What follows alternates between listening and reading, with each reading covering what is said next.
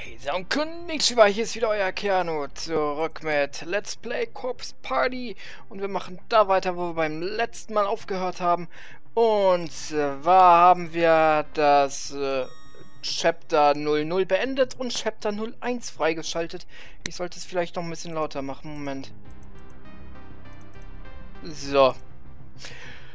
Gut, dann starten wir mal mit Chapter 1. Blood Drive Returning. Okay. A day had passed since the events at Shimorenjaku's South Apartments. This was to be a significant turning point for me, and Mochita might have been a part of it from the start, except that fate seemed to have other plans for him.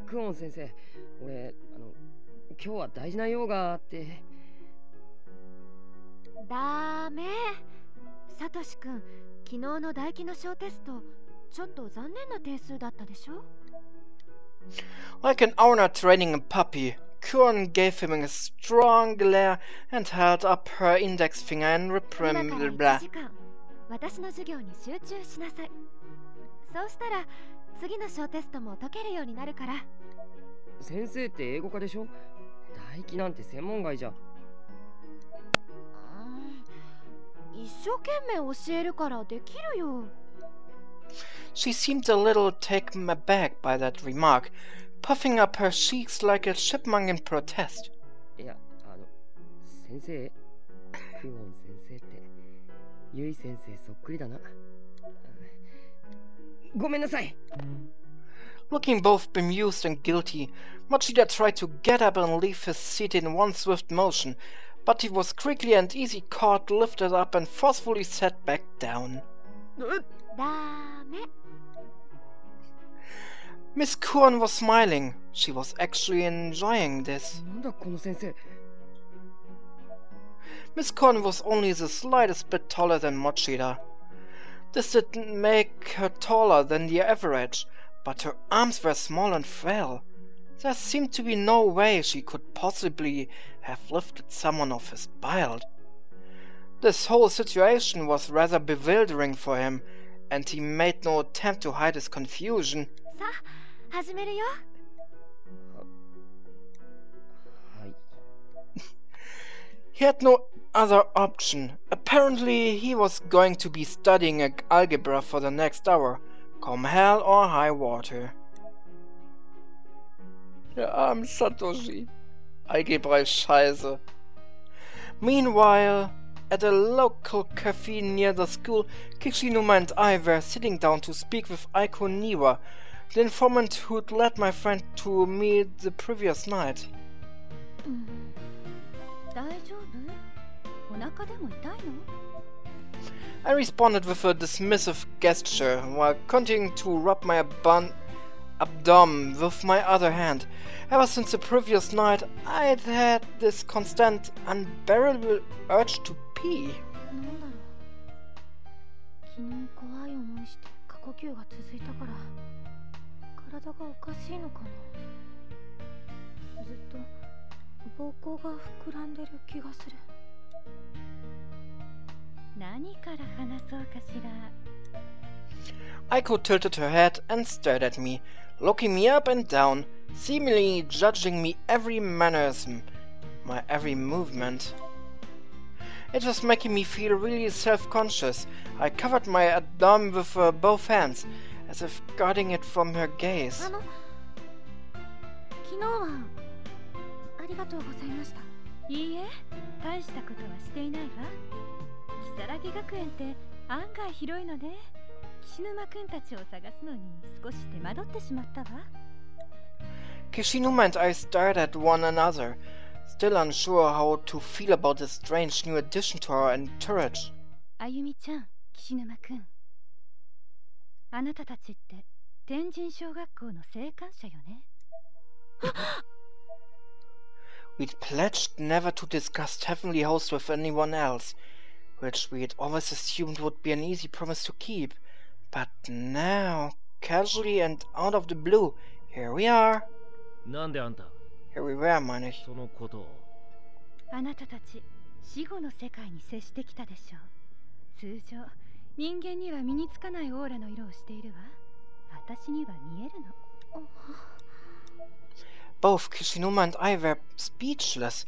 I just sat there staring at my palm, subconsciously trying to see my aura. I guess Aiko was smiling at us triumphantly.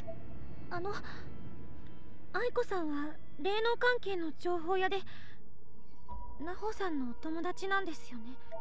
ええ、ナホちゃんに天神小学校の情報を提供したのは私。The true source of the deaths and subsequent erasures that had turned our lives into a living nightmare was the Sachiko ever after ritual posted on Nazgûl Cold Blood.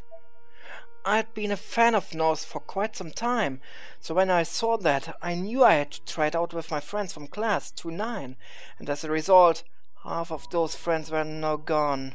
ナホちゃんがキビキ先生のために霊能探偵をやっていたことは知っているわよね。はい。幸せの幸子さんの情報が掲載されてから、私はね、心霊スポットや霊能関係の情報を集めて、それを欲しがる人に有償で提供してきた。報酬はお金、もしくは私の興味をそそる霊具の類。相手によってふっかけ方も変えるけれど、まあギブアンドテイクよね。向こうは情報が欲しい、私はお金と霊具が欲しい。Physically, Aiko was a very attractive young lady, but personally-wise, the jury was still out. Her words were calculated and emotionless. Her true intentions are a mystery. だから私は情報屋をやっているの。ナホちゃんもいいお客さんだったわ。あの子が最後に買ったのが天神小学校の情報。ナホちゃん、これでキビキ先生の小説がなんとか賞を取れるってすごくはしゃいでた。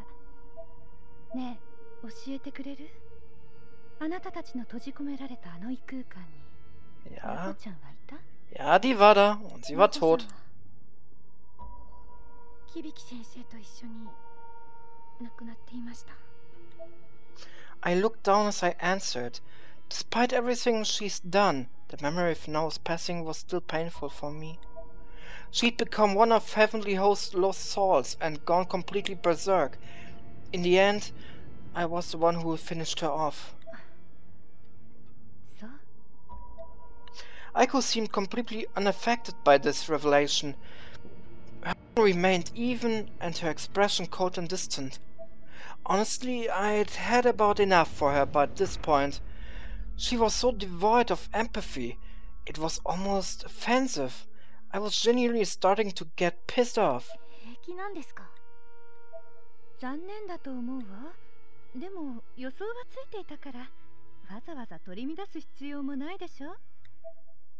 Kishinuma continued to stare intently at Aiko with his own brand of cold, emotionless eyes. He was oddly quiet, though his anger was palpably. I clenched my fist. じゃ、この子はおまじないを一緒に行ったと思うんだけど、あっちにはいたかしら。Aiko showed us a photo of a girl named Sayaka O. いえ、会ってないからわかりません。Das ist übrigens Charakter aus einem der Manga-Reihen der Serie. So? Aiko's expression was so unfaltering. You could carve it in stone. I couldn't take it anymore. I had to say something. ナホさんのこと、お客さんだなんて。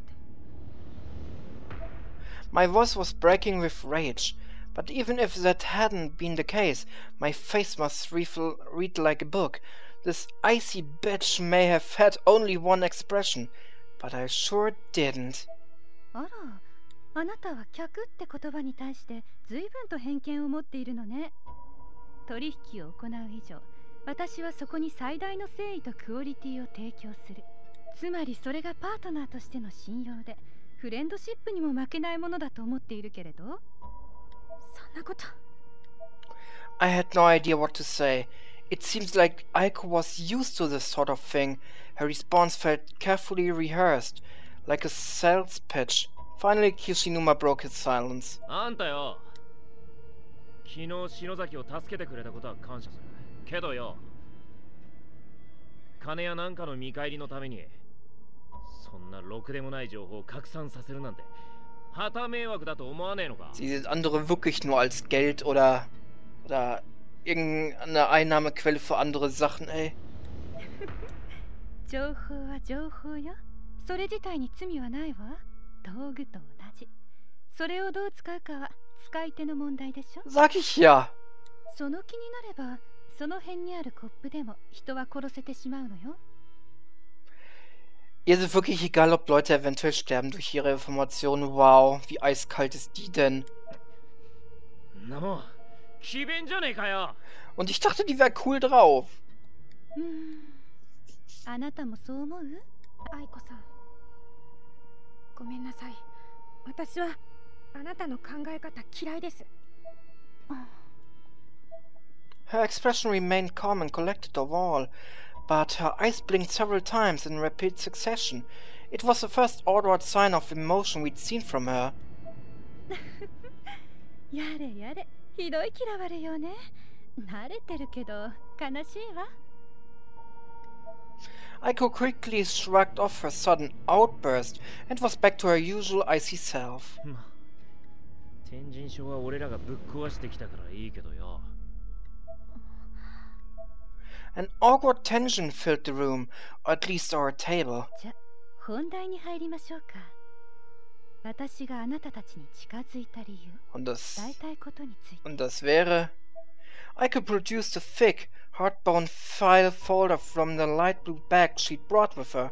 She opened it to reveal several documents of a questionable nature.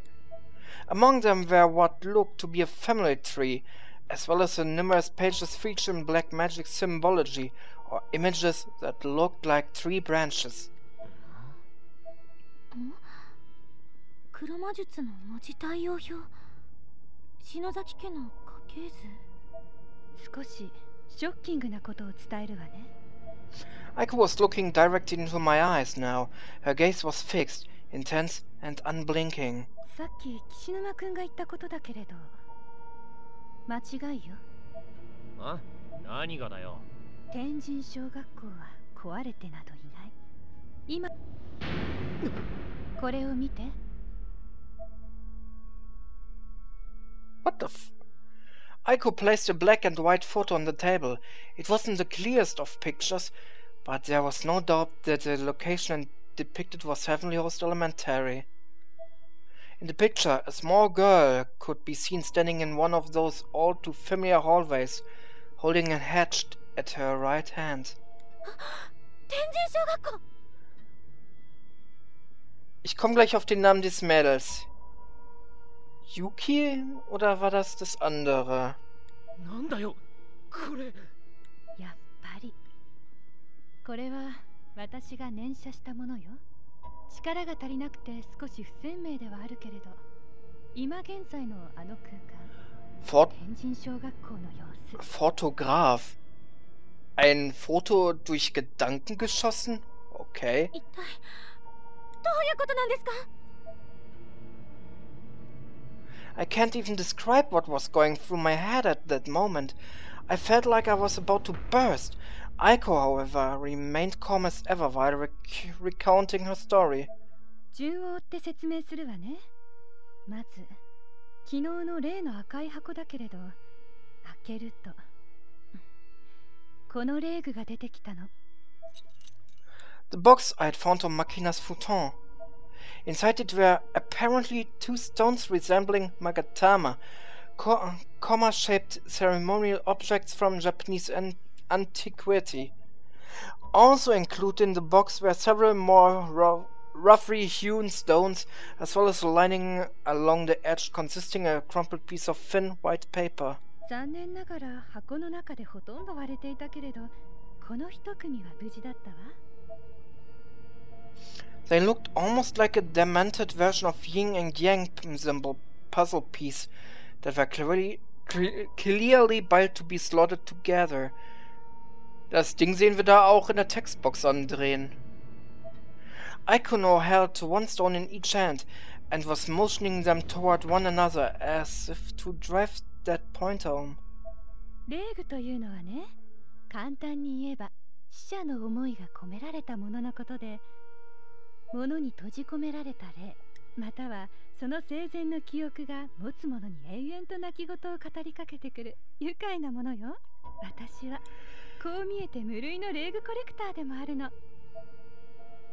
Was a creepy hobby. Kishinuma and I briefly looked eyes again. We shared the same look of bewilderment.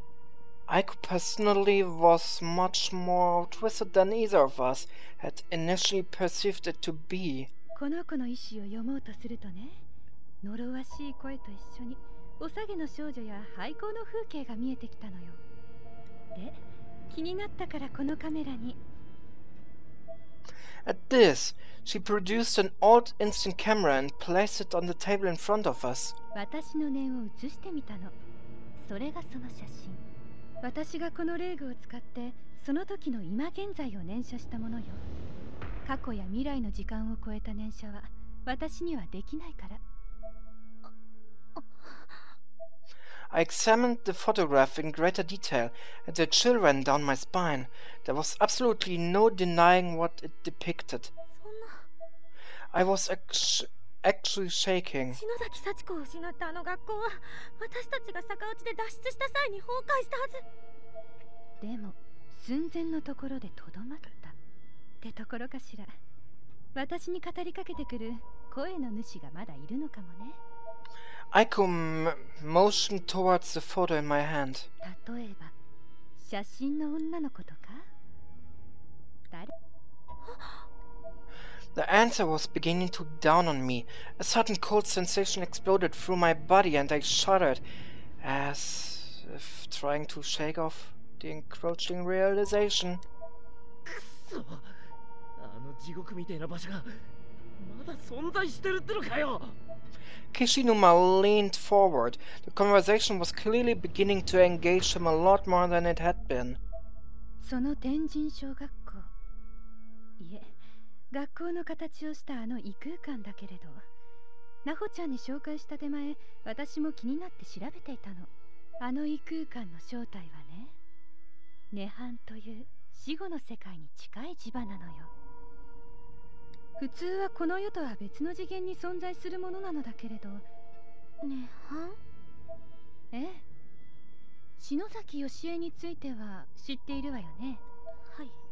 篠崎の家、義恵の診療所に黒の本と呼ばれる魔導書。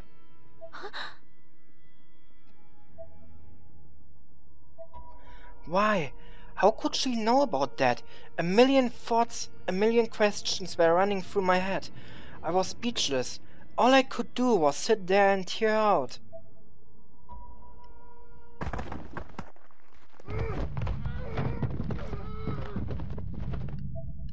It was like a muffled scream or a moan of agony, the sound you make when you want to make a sound, but are barely able to. That one was a little more forceful, accompanied by a thrashing. It caused the nearby... Irgendwas zu irgendwas. Shit, zu schnell.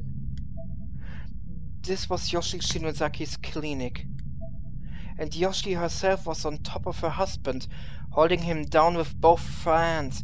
She continued her Shinto purification chant. To prevent Seiji from biting off his own tongue, he had been gagged with a towel. Needless to say, he wasn't looking particularly well. Not far from where this was occurring, Sachiko stood aghast, trembling as she watched the proceeding with hesitant, sidelong glances.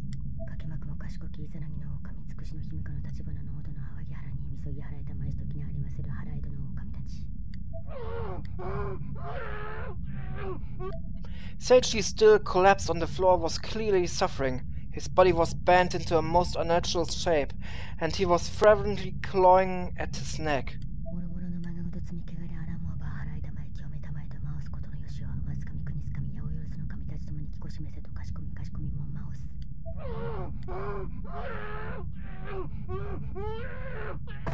Sachiko's father screamed through his gag. foam beginning to froth out from its edges. He was going into cyanosis.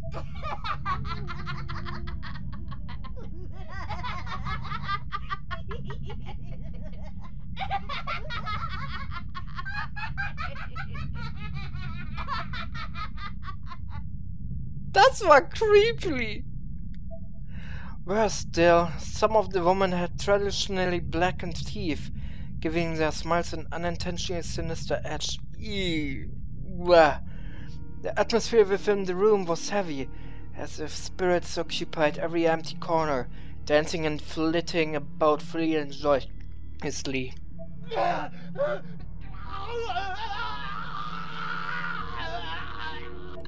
Seiji's body sharply bent and began convulsing. Ich bin so froh, dass es keine Bilder gibt. Dass man nur das Bild da gerade sieht.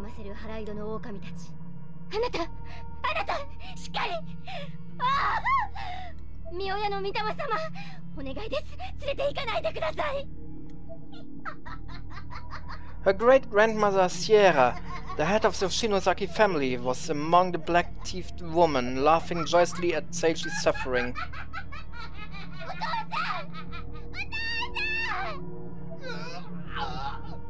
Was geht da ab? His voice began to weaken, and his convulsion began to lose strength. Finally, the last sparkles of life had left his body. His eyes rolled back into his head, and all movement ceased.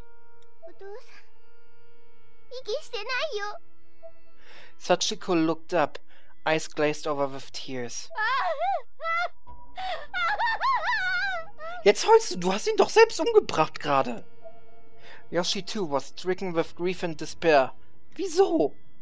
霊能力者の血筋、篠崎の者と結婚した夫は必ず早々の死を遂げる。呪われた家の運命に抗えなかったヨシエは。Alter, die Familie, die ist ja durch. Aber richtig durch.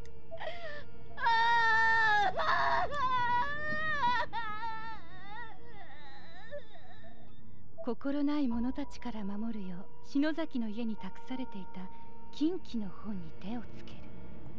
それが黒の本、ブック・オブ・シャドウズ。愛する者を失う、そのことを恐れるあまり黒魔術に頼ったの。まさに荒唐無稽でバカな話よね。ヨシエ自身もすがれるものなら何でもいい程度にしか思っていなかったと思うわ。Wow, Aiko stared deeply into my eyes, seemingly fishing for a reaction to her tale. ところが、まさか。I continued listening, unknowingly stroking the wound in my thigh as unpleasant memories of my own foolish run-in with black magic resurfaced. ヨシエの体に流れる篠崎の血筋。その強い霊力に想像もつかない何かが呼応してしまった。それは。I instantly knew what she was going to say. ヨシエの術で本の中から呼び覚まされた何か。未来永劫、死者と共にいられる場所。死後の世界を切り取った空間がこの世に生まれてしまったの。ヨシエはもう半分正気を失っていたのね。一人娘の幸子を現世に残して、自分は夫の魂と共に生涯をそこで添い遂げようとした。ランド・オブ・コープス。ところが、涅槃には意志があり、ヨシエの手でコントロールできるものではなかったの。I knew that all too well. Just like Yoshi, I'd experienced my own tragic failure with black magic at the Shinosaki clinic. 黒魔術には障害反動がある。夫の魂はバラバラに飛散し、ヨシエの命も消えかけた。自分の愚かな行為を悔やみながら呼吸を止めようとしたその時、底なしに霊能力の強い一人娘幸子が涅槃を丸ごと体の中に飲み込んだの。幸子が。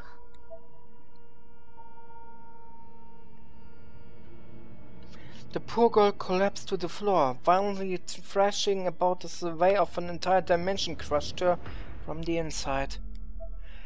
These actions had saved her mother's life, certainly, but death would surely be preferable. Picking herself up, Yoshi rushed to her daughter's side in tears. Sachiko! Sach-chan!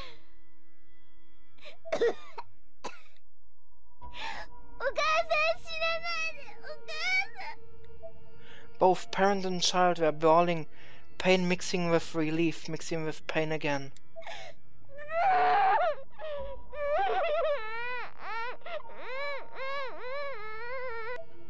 The little girl buried her face into Yoshi's bosom and just cried and cried. Yoshi grasped her tightly in both arms, tears streaming down her face uncontrollably. By this point, Sachiko's body had begun producing a dark blue aura. ごめんね、さっちゃん。ごめんね。お母さん間違ってた。お母さんにはあなたがいるわ。もうあなたを置いていこうだなんて思わないから。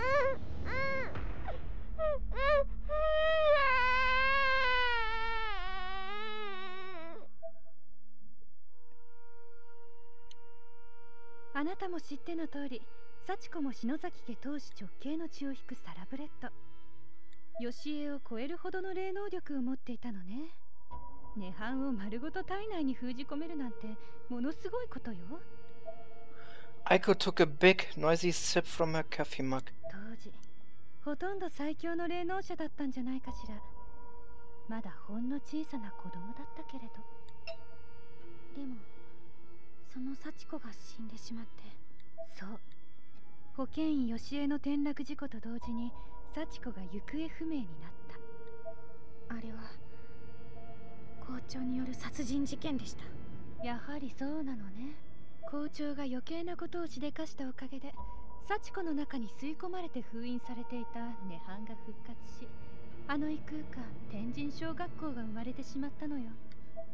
It's probably because the school was the site of Sachiko's violent demise that her nirvana took on its form. ま、とはいえ復活した涅槃も資料として蘇った幸子の力で再び抑制されて、やっぱりその支配下に置かれていたようだけれど、幸子がいろんな力を使えたのもその涅槃の影響だったのかしら。 This was all starting to make a sick sort of sense. The pieces were falling into place, and painting on absolutely awful pictures. I shuddered to myself as I considered it. 現在はあなたたちが脱出の際に幸子を取り除いてしまったから、涅槃は再び暴走状態になっているのよ。なくなってしまえばよかったのに。あんな危険な場所。 This entire conversation was a roller coaster of emotions for me. At this point, I was just angry. Angry at everyone involved in this whole ordeal, myself included. さて、ここで少し突飛な話をするわよ。死んだ友達にまた会いたい？ Was zur? That certainly got our attention. We both perked our heads immediately. 涅槃で死んだ霊は成仏できずに囚われ続けるというわ。お友達の魂だってまだあそこにいるかもしれない。実はね、黒の本ブックオブシャドウズにはいろんな魔術が書かれているの。吉江の使った涅槃を生み出す術の他にも反言の術というものもある。Nakashi meant I knew about that one all too well.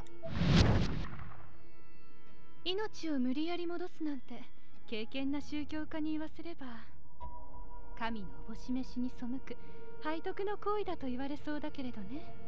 は？ Kishinuma seemed a bit more confused than he probably should have been, though I suspect the look on my face may have had something to do with that. I'd performed that spell, the very one Aiko was describing. It took hours, failed miserably, and killed my sister. All at once, the guilt returned. I lowered my head solemnly. Aiko grinned at me, and I had this sinking suspicion it was because she somehow knew what I was thinking. though I couldn't be sure, and I certainly didn't know how she would. けれどそんなものはクソくらいよね。冒涜も破壊も何でも来いよ。死んだ友達を生き返らせたいんでしょ。だったらあの本を探し出し、天神小学校でもう一度あの術を行えば成功する可能性は飛躍的に上がるんじゃないかしら。おいあんた、何無責任なこと言ってやがんだ。 I didn't exactly mean to interrupt Yoshinuma, but quite honestly, I didn't even realize he was talking. I was too focused on what Aiko had just said. あなたは知っているんですね。私と中島さんの。Aiko tilted her head at me, the same wry smile creeping across her face. She'd gone from cold and motionless to annoying and expressive in a mere instant. あの時のことは夢幻だったと思っています。ありえないものを見て、ありえない体験をして、私はおかしくなっていたって。してはいけないこと、あんなこともう忘れたいの。でも現実だった。 Aiko pointed to the scar on my neck, then went on a step further and lightly brushed it with her hand. I couldn't feel that touch deep within my soul. I suddenly found myself swallowing my next breath, practically choking on thin air. いい？人が本来触れることすらできない。よ、今さら逃げられると思う？ I looked down again, trying my best to avoid Aiko's gaze. 私にそんなことが。 When I had started crying, I raised my head again, intent up looking deep into Aiko's eyes as she answered my questions, but she looked too blurry through my tears. I couldn't tell, though, that she was smiling at me. It was that same expression, her new standard. ん？そんなことって何？みんなを。うんうん。何？あなたの口からちゃんと聞きたいな。生き返らせ。よく言えました。 Aiko patted my head, as one may dog after a successfully performed trick. 黒の本が生み出すのは魔女の英知が起こす奇跡よ。それは運命をもねじ曲げる力。たとえそれが確定した運命であろうともね。あなたは強力な霊能者の家系、篠崎家の末裔。日野江さんがいない今、これはあなたにしかできないことかもしれない。 My confidence was being bolstered by the minute, though in retrospect that was likely Aiko's aim. Nonetheless, if there was still something I could do for my friends... だけど肝心のブックオブシャドウズがどこに行ったのかもわからないし、それに幸子を失った天神賞には幸せの幸子さんのおまじないではもういけない？そうだと思います。あの学校で菅野由紀ちゃんという女の子に聞きました。 Yuki, hatte ich doch recht. Habe ich mich doch richtig erinnert. Aiko once again placed the bluish white Magatama stone from the box in either hand, this time fitting them together, though not quite the way they were supposed to interlock. そこでこれよ。それは一体。ものすごい霊力を持ってる。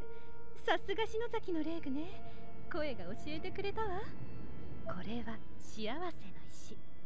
幸せの石？ I leaned forward despite myself. The name sent a shiver down my spine, but now that I had heard it, I had to know more. この石は2つで1つなの。これをパズルのようにくっつけて、涅槃よ、死人を迎えよと唱えれば、触れている者みんながいつでも天神小学校へ飛べるわ。 We both flinched at her chant, but Aiko just smiled. She must have intentionally oriented the stones the wrong way so their charm wouldn't activate. 戻る時も同じ。 She tossed the stones she'd been holding in her right hand into her left, where it clacked together with the other. 不思議でしょ？この子が教えてくれたのよ。Aiko gazed longingly at the stones. She was clearly utterly enamored by them. It seemed as if they were the key factors in unleashing her newfound emotionless expressions. Was ein Wort, ey. But my focus was elsewhere. Without a doubt, the items Aiko now held in her left hand were extraordinarily dangerous, possibly the most dangerous horrific objects in the entire world. However, while Aiko was ogling them with her left hand, her right was feeling around with something in her breast pocket. She slowly removed it, producing an old black and white photograph. When had she taken that? It was the same photograph I had seen at Makina Shinozaki's house the previous night. It depicted a young Yoshi alongside her mother and Makina. 10代だった篠崎義恵はおばの牧野のことを慕ってよく家に遊びに行っていたそうよ。世界的に有名な霊能師の家系である篠崎家。ここならとヤゴーラ教会の生き残りヤゴーラの沖縄が危険だからとマルトバから盗み出してきたブック・オブ・シャドウズを預けに来たんだけれど、それが揃うと危ないからと石は牧野が、本は義恵が預かって保管することに決めたそうよ。Yogura Society? Matubas? I'd never heard these terms before at all. And then there was that damned Book of Shadows again. Why did it have to keep coming up? あなたたちはあの学校から篠崎幸子を取り除いた。それによって大きな可能性が広がったわ。これまでのような一方通行ではなく、現世に戻ってくることができる。この世のものではない異空間心霊スポットが生まれているの。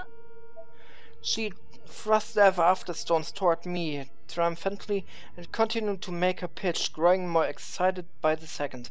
I was legitimately speechless. What could I say? わかるかしら。まさにあの場所は宝の山よ。これまで眉唾、嘘800と笑われていた霊魂の世界への扉が開いたの。世界中のオカルト研究が一気に加速するわ。私はね、商売としてあの空間へ人を連れて行くツアーコンダクターをやろうと思うの。Ich sag doch, die ist geldgeil. Der ist voll egal, was mit anderen passiert. Kishinuma and I both reacted to this prosperous suggestion with a start. She couldn't possibly be serious, could she? ナホちゃんのブログからは片白のデータは削除したし、あの手段ではもう飛べない。行く方法は私しか持っていない。What could she possibly have been thinking? I wanted to stop her at once. I wanted to take those stones and break them, right there on the spot, before anyone else got hurt. But 私はね、ツアーを運営するにあたって安全を確保したいの。あゆみちゃんはお友達の霊を探したいでしょ。だったらあの空間の再調査は共通の目的にならないかしら。Mir fällt gerade auf, der Part ist schon fast 40 Minuten lang, ey. Aiko leaned in as she spoke, her breath scented with the sugary sweetness of the extravagant dessert we'd been eating, tickled my nose. ね、あゆみちゃん。私と一緒にもう一度天神小学校に行ってくれない？本来は片白を引きちぎる方法でツアーをやろうと思っていたんだけど、こんな便利なアイテムが見つかっちゃったんだもの。これはもう運命よ。Aiko seemed like she was on top of the world, but that just made me all the more disgusted with her. どうかしら。On the other hand, she was offering me a chance to save our lost friends, and however remote that chance may have been, it stacked the odds drastically in her favor. I still couldn't just say yes, but I also couldn't say no. Honestly, I resented Aiko for putting me in this position. I glared at her for a moment before I said anything. すぐに答えを出せるわけがないでしょ。考えさせてください。I'd almost forgotten Kishinuma was there. Sudden wave of guilt washed over me. He had an absolutely incredulous look on his face. I couldn't bear to see it, so I looked away. ブックオブシャドウズだってどこにあるかわからないし、そもそもその石だって本当にそんな力があるかもわからないじゃないですか。実際に試したわけじゃないのでしょ。Aiko smiled. She oriented the two stones so they'd form a perfect yin-yang symbol, then slotted them together once again. Immediately, the stones began glowing with a bluish white hue and steam of energy started to form around her. マジかよ。 Aiko continued smiling and looked directly into my eyes. いいわ、ゆっくり考えて。この石はもちろんまだ試していないからどれだけ危険かわからないしね。 She slowly separated the two stones as she said this, and the energy surrounding her dissipated. 篠崎家の But 血筋、 there 篠崎真希の家で発見されたんだもの。きっと信憑性も霊言も新たかな霊具に違いないわ。 Da wollte ich ein bisschen mitlesen.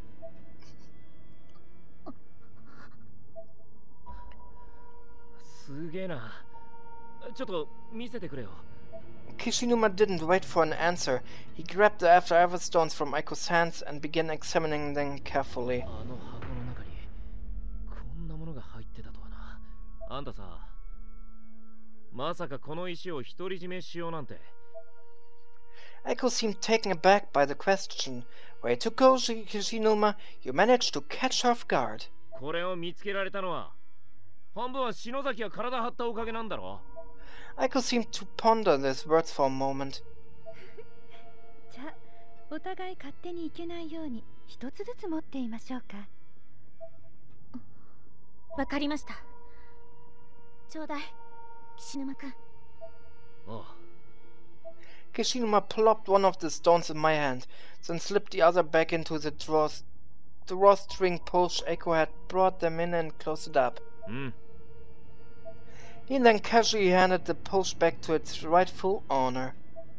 その気になったら連絡をちょうだい。そうね。サービスとしてブックオブシャドウズの捜索は私も手伝ってあげるわ。 Aiko flashed us the biggest, most gracious smile I think I'd ever seen. あの本さえ見つかれば一緒に行ってくれるのよね。I closed my eyes and gave something like a half-hearted half nod, lowering my head without raising it again. It was interpreted as a yes, but I'm not sure I meant it that way. ぐっと。じゃあ、ここは私が出しておくわね。 Aiko got up and grabbed the check. いえ、私も出します。 I took out my wallet. I had no desire to owe this person anything. Aiko just smiled. それじゃ割り勘ってことで。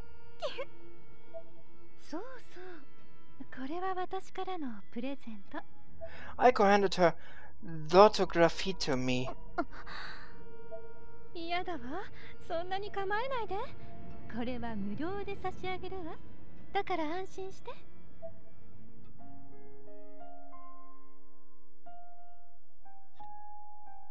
最低だよ、あの人。ああ。 鈴本さんや篠原さん、森重くん、ゆい先生、みんなのことが終わったらこの石はすぐに壊すから。ああ、その意見には俺も同感だ。両方ともぶっ壊す案だがな。 As if he'd been waiting for this cue, Kishinuma pulled the other stone from his pocket. 岸沼くん？あの学校のヤバさも知らねえで浮かれてやがったからな。こっそりいただいてきたぜ。岸沼くん、すごい！悪い人！ Boah, der Blick von ihr. 緊急事態によりやむなしだ。けどよ、篠崎。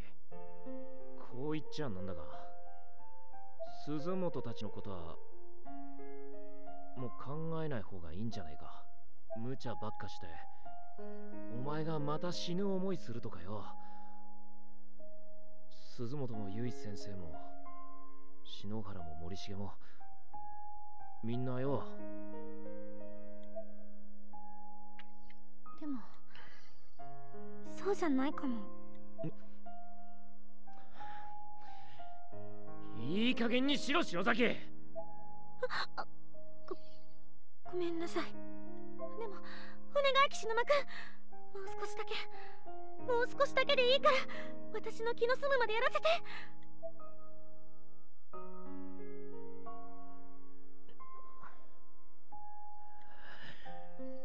行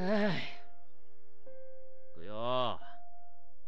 いいか、一人じゃダメだぞ。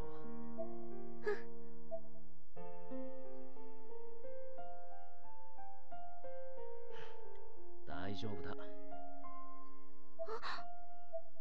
I turned my gaze up to meet Kishinuma's. My eyes must have looked like saucers, windows into mind full of worries, ideas and fears spurred by this unexpected turn of events. なんかあったらすぐ連絡しろよ。前みたいに目つぶって突っ走って勝手に死にそうになってんじゃねえぞ。俺だってお前一人くらい守れる自信はあんだからよ。Kishinuma patted me on the head, reassuringly as he said this, and I had no idea how to react. I felt warm and safe, but also a little annoyed, much like a younger sister being simultaneously comforted and scolded by her big brother. All I could say in response was...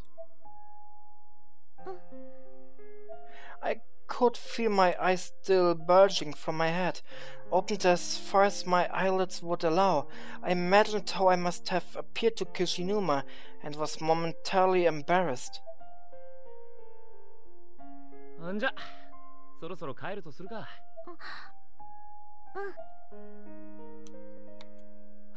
Wow, wir können ja mal...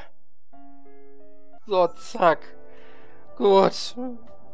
Über eine Dreiviertelstunde. Das war ja Keanu mit Let's Play Corpse Party Blood Drive. Bis zum nächsten Mal. Ciao.